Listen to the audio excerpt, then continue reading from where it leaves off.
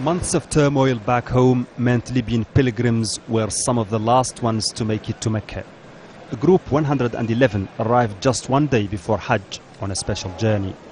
This hotel in the center of Mecca is packed with the families of men who died fighting Muammar Gaddafi.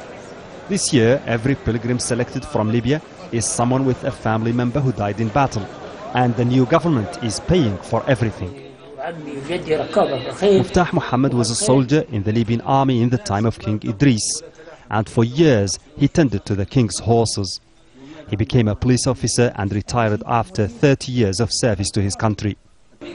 There was no life under Gaddafi. Even if our children graduated from college, there was no work for them. Before Gaddafi, everything was okay and everyone loved each other. All that he did was make Libya's tribes fight amongst themselves.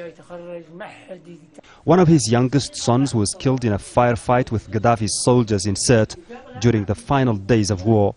He was too poor to make this pilgrimage during his lifetime. But the sacrifice of a son has given a father the chance to fulfill a lifelong dream. My son Mustafa got injured, and his friend called out to him to get down and turn back. But Mustafa refused.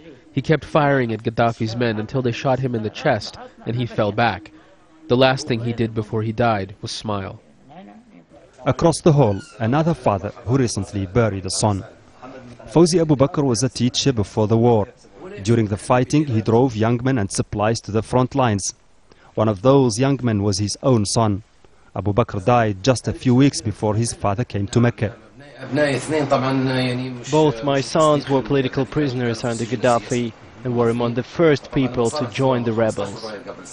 His son was studying to become a lawyer. He says he misses his boy, but that he's proud that his son died a martyr. He was on the front line and he was killed when Gaddafi's men fired a mortar on his position. He died with 15 other fighters from his group.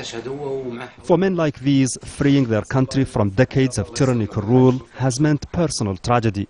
But they say they have no regrets, and that their sons died to guide Libya out of the darkness. Now, in Mecca, they say they'll pray for God to guide their country the rest of the way. Mohamed Vall, Aljazeera, Mecca.